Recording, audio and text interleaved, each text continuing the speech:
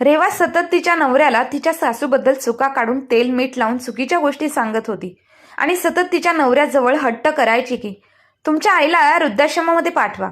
वृद्धाश्रम हे फक्त म्हाताऱ्या वयोवृद्ध माणसांसाठीच उभारलेले आहे आणि त्यांनी तिथेच राहावे, तेच योग्य आहे. रेवा सतत तिच्या नवऱ्याला हेच सांगायची की सासूबाईंना वृद्धाश्रमामध्ये पाठवा, नाहीतर मी तुम्हाला सोडून निघून जाईल. रेवाच्या ह्या धमक्यांना कंटाळून अमितने असे काही पाऊल उचलले की त्याने रेवाला धडा शिकवायचाच ठरवलं होतं. म्हणून त्याने अशी गोष्ट केली की रेवाने शेवटी येऊन तिच्या सासूबाईंची माफी मागून अमितची देखील माफी मागितली आणि त्यांचा संसार आनंदाने फुलवू लागला.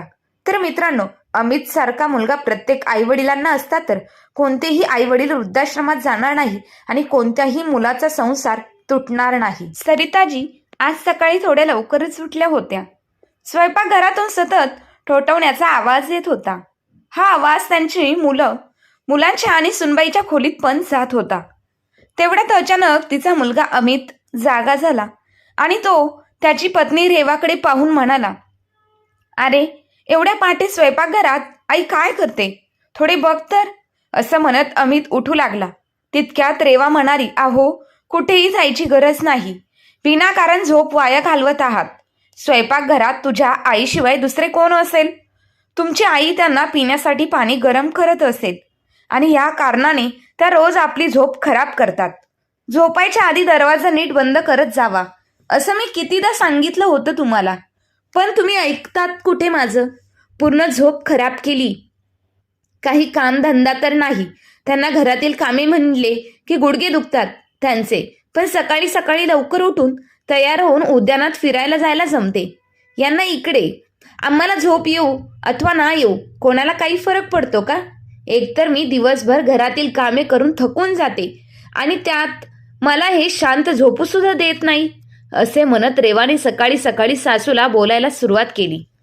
तेव्हा अमित म्हणाला, अरे रेवा, तुला पण माहीत आहे ना की आईच्या गुडघेदुखीमुळे डॉक्टरांनी त्यांना सकाळी फिरायला जाण्याचा सल्ला दिला आहे. आणि नाहीतर एवढं काम नसते जेवढं तू बोलते. फक्त घरातील कामच असतात आणि त्यातही साफसफाई करायला कामवाली बाई येतेच आणि भांडी आणि कपडे धुण्यासाठी तू वेगळी मोलकरीण ठेवली आहे. तुला फक्त स्वयंपाक करायचा आहे आणि त्यातही माझी आई तुला मदत करते. भाजी साफ करणे किंवा सोलणे हे काम तर तुला करावेच लागत नाही, तरी तू दिवसभर काम काम नावाचा जप करत असते. तर तुम्ही खाऊन पिऊन तुमच्या ऑफिसला निघून जाता आणि इकडे घरात एवढी कामं असतात की ती कामं करताना माझी कंबर मोडते. आणि सासूबाईंची तर तुम्हाला माहीतच आहे, ते संध्याकाळी कुठेतरी बसतात, सत्संग ऐकायला मंदिरात जातात. घरात तर त्यांचं मनच लागत नाही. जर त्यांना घरी राहायला आवडतच नाही तर त्यांना वृद्धाश्रमात का पाठवत नाही? तुमच्याही आईला शांती मिळेल आणि मलाही. हे ऐकताच अमित रागाने म्हणाला, रेवा, आज तू हे बोललीस, पण पुन्हा कधीही हे बोललीस तर माझ्यापेक्षा वाईट होणे कोणीच नाही. तिच्या खोलीचा दरवाजा थोडा उघडा असल्यामुळे सर्व आवाज सरिताताईंच्या कानापर्यंत पोहोचतच होता. सुनेचे आपल्याबद्दलचे विचार ऐकून तिला खूप वाईट वाटलं, पण त्यांनी काहीही न बोलणे योग्य समजले आणि खिन्न मनाने उद्यानात गेल्या. सकाळचा नाश्ता करून सरिताताई दुपारची भाजी चिरत बसल्या. त्यावेळी रेवा तयार होऊन तिच्या खोलीतून बाहेर आली आणि म्हणाली, आई, मी माझी मैत्रीण रुपाली बरोबर बाजारात जात आहे, यायला थोडा वेळ लागेल. तेव्हा सरिताजी आपल्या सुनेला म्हणाल्या, सुनबाई, माझा चष्मा तुटला आहे. आता अमितला तर काय सांगावे, तू सकाळी जातो आणि रात्री घरी परततो. तू मार्केटला जातच आहे तर माझा चष्मा नीट करून आण. तेव्हा रेवा तोंड वाकडं करून बोलली की आई, ह्या महिन्यात खूप खर्च जास्त झाला आहे आणि मलाही माझ्या मैत्रिणींच्या लग्नाची शॉपिंग करायची आहे. त्यामुळे तुम्ही आता तुटलेल्या चष्माचे काम चालवा आणि नाहीतर तुम्हाला कुठे ऑफिसचं काम करायचं आहे जे तुम्ही चष्म्याशिवाय करू शकणार नाही. पुढच्या महिन्यात मी तुमचा चष्मा बनवून आणेन. तर तेव्हा सरिताजी म्हणाले, ठीक आहे सुनबाई. मग रेवाने तिची पर्स उचलली आणि निघून गेली. सरिताजींना चष्म्याशिवाय एक एक दिवस खूप कठीण जात होता. एक दिवस त्यांचा नातू जो राजू त्यांच्या खोलीत बसून खेळत होता, त्याने आजीला पाणी मागितले. तेव्हा सरिताजी पाणी आणण्यासाठी स्वयंपाकघरात गेल्या, पण चष्म्याशिवाय त्यांना काही स्पष्ट दिसत नव्हते. अचानक तिचा हात काचेच्या ग्लासावर आदळला आणि तो ग्लास खाली तुटून पडला. रेवाला काहीतरी तुटल्याचा आवाज येताच ती रागाने बाहेर आली. तिने जमिनीवर पाहिले तेव्हा तिला तुटलेली काच दिसली. हे बघून रेवा चिडली आणि म्हणाली, देवाने दोन दोन डोळे दिले आहेत, तेव्हा त्याचा वापर करून काम करता येत नाही का? माझा इतका महागडा ग्लास तुम्ही फोडला. तुम्हाला तर माहीत आहे का, हा माझ्या आईने मला दिला होता. बिना कामाचे एवढं नुकसान केले. रेवाचा आवाज ऐकताच अमित बाहेर आला आणि आश्चर्याने म्हणाला, काय झालं रेवा, एवढी का ओरडतेस? तेव्हा रेवा म्हणते की अमित बघा, तुमच्या आईने माझा महागडा ग्लास फोडला. माहीत आहे का, माझ्या आईने हे किती प्रेमाने दिले होते. तेव्हा अमित म्हणाला, अरे रेवा, तू विनाकारणच तमाशा करत असते. चुकून तुटला असेल म्हणून त्यात ओरडण्यासारखं काय आहे? विनाकारण गदारोळ का करायचा कसा, हे तुझ्याकडून कोणी शिकले पाहिजे. नंतर अमितने चिंताग्रस्त नजरेने आईकडे पाहिलं आणि म्हणाला, आई, तुला कुठे लागलं तर नाही ना? आई, तू चष्मा का घालत नाहीस? यामुळे कदाचित तुला काही दिसलं नसेल. बाळा, तू माझा चष्मा. सरिताजी हे बोलतच होत्या तेव्हा रेवा अमितच्या बोलण्याचा विषय बदलत म्हणाली, अरे अमित, तू पण विनाकारण काळजी करत आहेस. माहीत नाही आई कोणत्या जगात फिरत असतात, हे देवालाच माहिती. त्यामुळेच विनाकारणच माझं नुकसान केलं. रेवा बडबड करतच तिच्या खोलीत निघून गेली. सरिताजींना समजले नाही की त्यांनी असे काय केले की त्यांची सून इतकी अस्वस्थ झाली. खरे तर रेवावर तिच्या उच्च समाजातील मैत्रिणींचा खूप जास्त प्रभाव होता. त्यामधील तिच्या बऱ्याच मैत्रिणींनी सासरापासून वेगळे राहून स्वतःचे वेगळे घर उभे केले होते किंवा त्यांना वृद्धाश्रमात पाठवून त्यांच्या जबाबदाऱ्यांतून मधून मुक्त होऊन स्वतंत्र जीवन जगत होत्या. आणि हे पाहून रेवाच्या डोक्यात तिच्या सासूला वृद्धाश्रमात सोडायचं भूत येत होतं. सतत रेवा फोनला चिकटलेली असायची. कधी तिच्या मैत्रिणींजवळ तिच्या सासूबद्दल वाईट बोलायची, तर कधी घरातील सगळी प्रकरणं आईला सांगायची. एक दिवस रेवा जेव्हा तिच्या घरातील सर्व गोष्टी आईला सांगत होती, तेव्हा तिचे काही शब्द सरिताताईंच्या कानापर्यंत पोहोचले. काही वेळाने त्या सुनबाईकडे आल्या आणि म्हणाल्या, सुनबाई, आपल्या सासरच्या सगळ्या गोष्टी आपल्या माहेरी सांगणे हे चांगलं नसतं. हे ऐकून रेवाला खूप राग आला आणि ती ओरडून म्हणाली, आई, तुम्हाला एवढी सुद्धा अक्कल नाही का की लपून छपून दुसऱ्याचं बोलणं ऐकणं बरं नाही? आपल्या सोनेची सासू करताना तुम्हाला लाज वाटत नाही का? रेवाच्या ह्या वागण्याला पाहून सरिताजी चकित झाल्या होत्या, पण सांगणार तर कोणाला?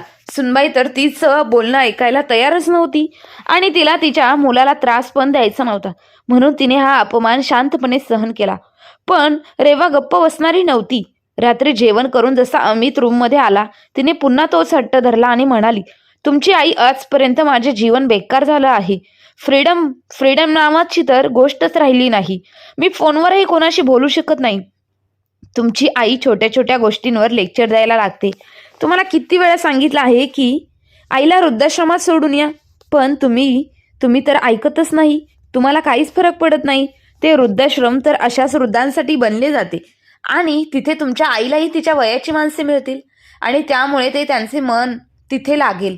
तेव्हा अमित म्हणाला, रेवा, वडीलधारी लोक जर काही समाजात असतील तर ते आपल्या भल्यासाठीच सांगत असतात. पण या सर्व गोष्टी तुझ्या डोक्याच्या बाहेर आहेत आणि माझ्या आईला मी कधीही वृद्धाश्रमात पाठवणार नाही. हे उघड्या कानांनी ऐक. मी माझ्या आईला कधीही वृद्धाश्रमात पाठवणार नाही. माझ्या आईने माझ्यासाठी किती त्याग केला आहे आणि आज तिला माझी गरज असताना जर मी तिची काळजी घेतली नाही तर लाज वाटली पाहिजे मला मुलगा म्हणून घेण्याची. तेव्हा रेवा म्हणाली, तुम्हाला तर या जगात तुमच्या आईशिवाय कोणीच दिसत नाही.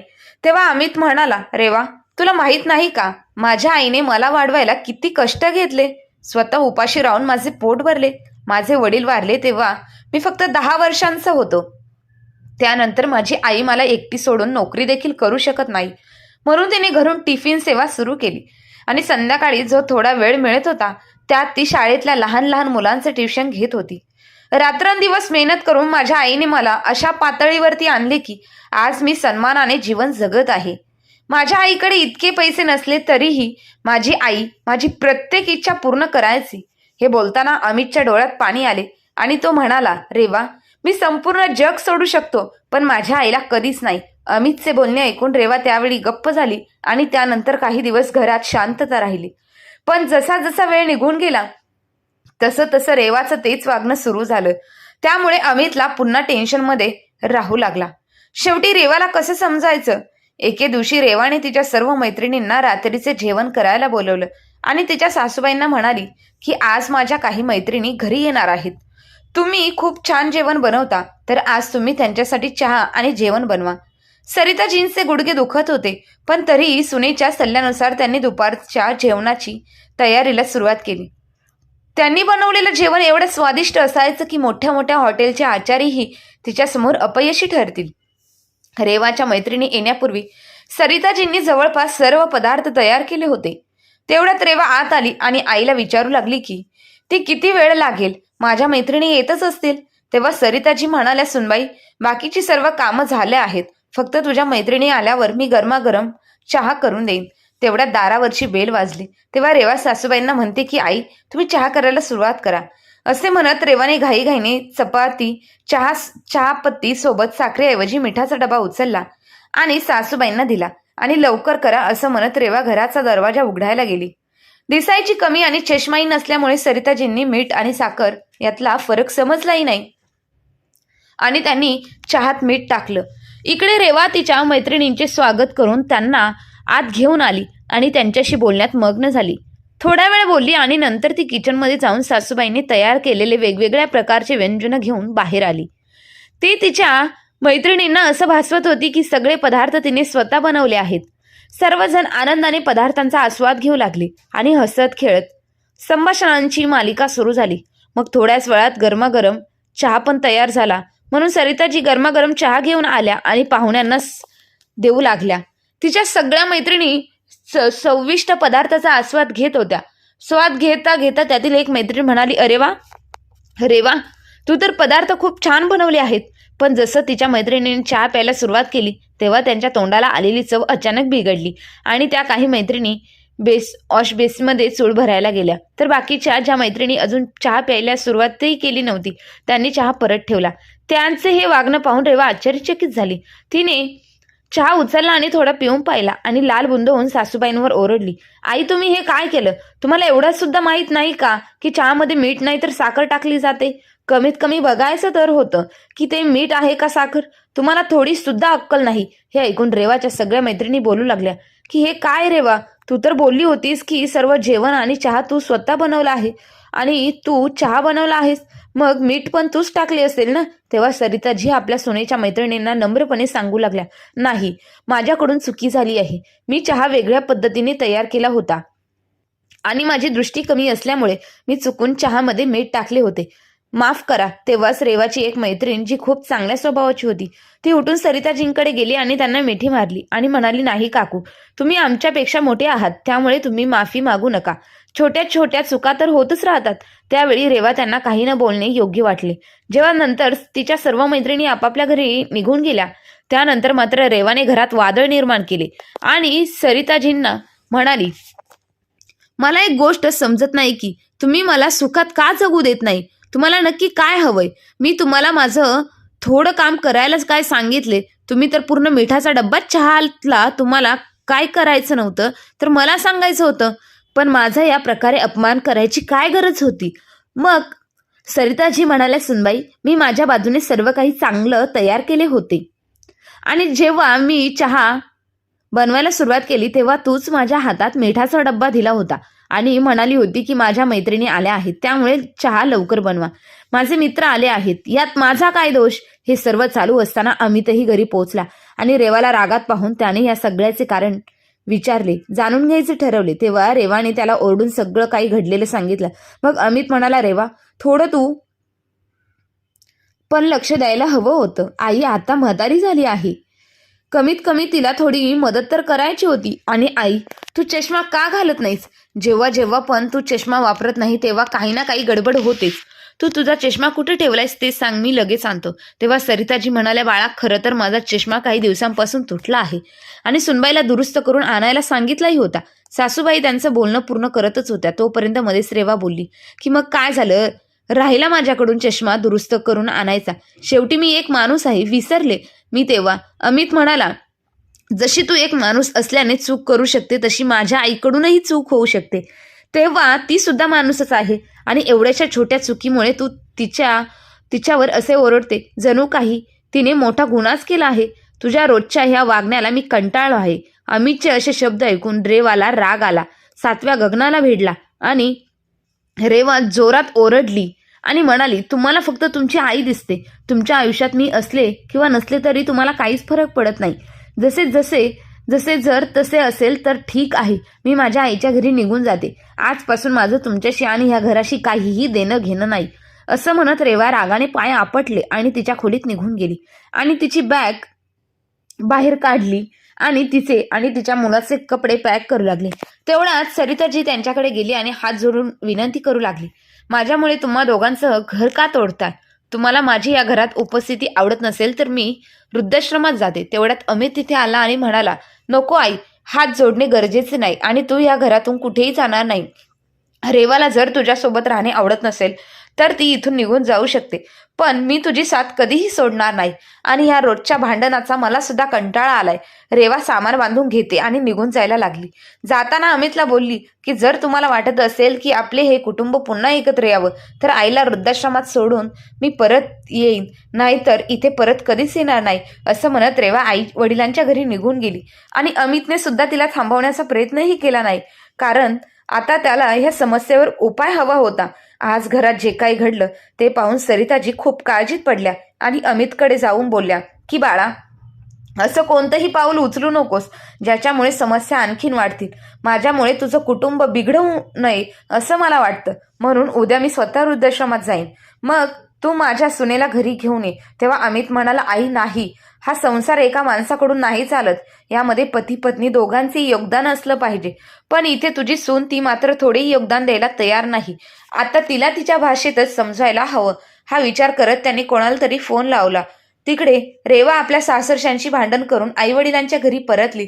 तेव्हा तिच्या आईवडिलांनाही तिची काळजी वाटू लागली, पण तिला कोणीच काही बोललं नाही. तिच्या वहिनीने हे 2 दिवस तशी चांगली मेजवानी केली, पण तिसऱ्या दिवशी जेव्हा रेवा तिच्या आईवडिलांसोबत बसली होती तेव्हा तिच्या वहिनीने तिच्यासाठी जेवण आणले.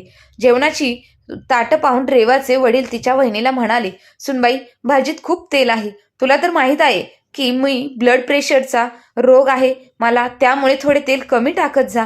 तेव्हा त्याची वहिनी रागात म्हणाली, बाबा, हे तुमचं रोजचं झालं आहे. कधी तुम्हाला भाजीत तेल जास्त वाटतं तर कधी चहामध्ये साखर जास्त वाटते आणि कधी चपाती रडगा नसते. मला तर वैताग आला आहे ह्या रोजच्या किटकिटीचा. घरात दिवसभर राबराब राबायचं, वरून तुमचे टोमणे खायचे. नंतर ती रेवाकडे पाहत म्हणाली, रोज घरी कोणीतरी नवीन पाहुणे असतात, ते वेगळंच पाहायचं. इथे मला कधीतरी एकांत मिळत नाही आणि ना कधी मी माझ्या मर्जीने जगू शकत. आता माझी आणि तुमची काळजी घेणं जमणार नाही. माझं पण आयुष्य आहे. आता मला तुमच्यापासून वेगळं राहायचं आहे. रेवा तिच्या वहिनीचे हे शब्द ऐकून आश्चर्यचकित झाली आणि म्हणाली, वहिनी, एवढ्या छोट्या छोट्या गोष्टींसाठी कशाला एवढं रागवत आहात? तेव्हा तिची वहिनी म्हणाली, दीदी, ह्या आमच्या कुटुंबामधल्या गोष्टी आहेत. तुम्ही त्यामध्ये नाक खुपसायची गरज नाही. तुम्ही तुमच्या घरातल्या गोष्टींवरती लक्ष द्या. तुम्ही आमच्या घरातले पाहुणे आहात आणि पाहुण्यांसारखेच राहा. तेव्हा रेवा रागातच म्हणाली, वहिनी, तुझी हिंमत कशी झाली मला पाहुणे म्हणायची? मी ह्या घरची मुलगी झाली आहे. माझं पण ह्या घरावरती हक्क आहे. दीदी, तुमचं घर ते सासरचं आहे. हे तुम्ही सोडून इथे आला आहात. आपली वहिनी आपल्याला असं बोलत आहे ते पाहून रेवाला वहिनीचा खूप राग येतो. रेवा तिच्या वहिनीशी असं वागणं भयंकर वाटलं. मग काही संयमाने ती म्हणाली, वहिनी, बाबांनी असं काय म्हटलं होतं की तुम्ही एवढ्या चिडल्यात आणि वेगळ्या राहण्याच्या गोष्टी करत आहात? मला तर आश्चर्य वाटत आहे की तुम्ही असं कधी वागले. तुम्ही तर घरातली सगळी कामं हसत खेळत करत होता आणि आई वडिलांची दोघांची पण काळजी घेत होता. पण नंतर असं काय झालं की वडिलांसारख्या सासऱ्यांसोबत तुम्ही असं वागायला लागलात? तेव्हा रेवाची वहिनी म्हणाली, याच्यामध्ये आश्चर्यचकित होण्यासारखी कुठली गोष्ट आहे? आजकाल कोणत्याच मुली आपल्या सासू सासऱ्यांसोबत राहू शकत नाही. सगळ्याच मुली त्यांचा वेगळा संसार थाटतात. त्यांना त्यांचा नवरा आवडतो, पण त्यांची आई वडिलांसारखे सासू सासरे त्यांची सेवा करणे ते आवडत नाही. जास्त लांब कशाला जाता? तुम्ही तुमच्या सासरीच बघा ना. तुमची सासू तुमच्याबरोबर दिवसभर घरातलं काम करत असते, तरी पण तुमच्या सासूला तुम्हाला तुमच्या घरामध्ये असलेली आवडत नाही. तुम्ही तुमच्या सासूला वृद्धाश्रमात सोडण्यासाठी हट्ट धरला आहे आणि तो हट्ट पूर्ण करण्यासाठी तुम्ही तुमच्या माहेरी येऊन थांबला आहात. तर तुम्ही या सगळ्या गोष्टी मला कशाला सांगू शकता? हे वहिनीचे शब्द ऐकून रेवाच्या डोळ्यात अश्रूंच्या धारा वाहू लागल्या आणि ती तिच्या आईकडे पाहू लागली. तेव्हाच रेवाच्या आईने रेवाच्या गालामध्ये एक जोरदार चापट दिली आणि आपली आई आपल्यासोबत असं वागेल हे पाहून रेवाला आश्चर्यचकित वाटले आणि म्हणाली, आई, तुमच्यासोबत वहिनी एवढं वाईट वागत आहे, काही बोलायचं सोडून तू मला मारलं. तेव्हा तिची आई रागात म्हणाली, नालायक मुली, तू तुझ्या सासूवर सारखी चिडतेस, तुझ्या सासूला नको नको ते बोलतेस, त्यांच्यापासून वेगळं राहण्याचा हट्ट करते. पुढे तू एवढी आंधळी झाली आहेस की त्यांना वृद्धाश्रमात पाठवायला हट्ट करू लागली. तेव्हा तुझे हे विचार कुठे जातात? ज्या माणसाच्या पैशावर तू ऐशो आराम करते, ज्या माणसाला साधं जन्म देणाऱ्या त्या आईलाच तू फटकारते, नाही नाही ते बोलतेस, प्रत्येक घडीला तिचा अपमान करतेस, तिची बदनामी करतेस, तेव्हा तुला त्या गोष्टींची जाणीव का नाही होत? ती सासू आई समान असते. तिला त्रास देणे तेव्हा तू स्वतःला बरोबर समजत असते आणि तिची वागणूक आम्हाला तुझ्या वहिनीने ती दिली का तू वहिनीला वाईट म्हणते? आपल्या आई वडिलांसोबत काही चुकीचं झाल्यानंतर तुला किती दुःख झाले. आईचे ते शब्द ऐकून रेवाची मान लाजेने खाली झाली. रेवा बाळा, मी तुला किती समजून सांगत होते की तुझ्या सासरच्या गोष्टी तुझ्या सासरपर्यंतच राहू दे. तुझ्या माहेरी ह्या गोष्टी सांगण्याची काहीच गरज नाही. आमचे संस्कार तर असे नव्हते. मी तुला कधीच कुठल्या चुकीच्या गोष्टी सांगितल्या नाहीत, पण आज तू हे जे काही केलं आहेस ते आमच्या संस्कारांवरती प्रश्न उभा करते. तुझ्या सासरचे लोक काय म्हणत असतील की तुला तुझ्या आईने तुझ्या सासूला वृद्धाश्रमात पाठवण्यासाठी सांगितले असेल? चुकीच्या गोष्टी शिकवल्या आहेत का? मी याच्या अगोदर तुझी वहिनी आमच्यासोबत वाईट वागली ते तू बघितलं आहे का? अगं, ती किती मोठ्या आवाजात सुद्धा बोलत नव्हती, पण तुझं बघून तिच्यावर सुद्धा वाईट परिणाम होत आहे. आपल्या आईचे शब्द ऐकून तिला जाणीव झाली होती की तिने किती मोठी चूक केली आहे. बराच वेळ ती विचार करत बसली. संध्याकाळ झाली होती, पण तिला काही झोप लागत नव्हती. दुसऱ्या दिवशी सकाळ होताच रेवाने तिचं सगळं सामान पॅक केलं आणि तिच्या सासरी परत आली. तेव्हा सरिताताई तिला तिच्यासमोर पाहून आश्चर्यचकित झाल्या होत्या. तेव्हा त्या काही बोलण्याच्या अगोदर तिने त्यांचे पाय धरले आणि म्हणाली, आई मला माफ करा. माझ्या डोळ्यांवरती स्वार्थाची पट्टी बांधली होती, त्यामुळे मी तुमच्यासोबत एवढं वाईट वागले. आपली सून अशा तऱ्हेने माफी मागत आहे हे बघून आईने तिला मिठी मारली. पण सरिताताईंना काहीच समजत नव्हतं की 2 दिवसात असं काय झालं की रेवा परत माघारी आली आणि रडत माफी मागू लागली. अमित त्याच्या ऑफिसला जाण्यासाठी त्याच्या रूममध्ये तयार होत होता. तेव्हा रेवाचा आवाज ऐकून तो बाहेर आला.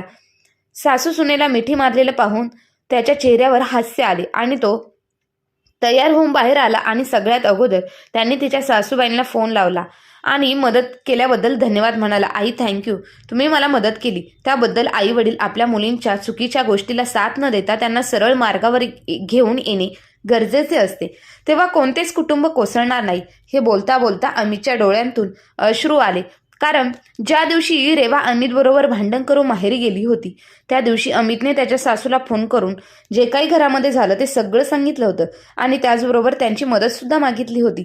रेवाची आई आपल्या जावयाला चांगलं समजून घेत होत्या, त्यामुळे रेवाच्या माहेरी आज जे काही घडलं ते आई वडील आणि वहिनीने त्यांना मिळून केलेलं एक नाटक होतं. कारण रेवाला तिच्या चुकीच्या गोष्टीची जाणीव व्हावी. आज रेवा खूप खुश मध्ये होती. ती घरातील सगळं काम करत होती आणि सरिता ताई तिची सासू तिच्याबरोबर हसून गोष्टी करत होत्या. जेव्हा अमित ऑफिसमधून घरी आला तर ओरडण्याचा आवाज ऐवजी हसण्याचा आवाज त्याच्या कानांमध्ये येऊ लागला. हे पाहून अमित विचार करू लागला की रेवाच्या आईसारखे आई वडील समाजामध्ये समजदारीने काम करून कितीतरी घरे वाचवू शकतात. तर मित्र आणि मैत्रिणींनो, अमितनी आणि अमितच्या सासू सासऱ्यांनी मिळून जे काही रेवाला चुकीची गोष्ट करत होती त्यापासून वाचवलं आणि योग्य मार्गावर आणलं. याबद्दल तुम्हाला काय वाटतं ते कमेंट बॉक्समध्ये नक्की कळवा आणि कथा जर आवडली असेल तर आपल्या चॅनलला लाईक शेअर सबस्क्राईब करायला विसरू नका. धन्यवाद.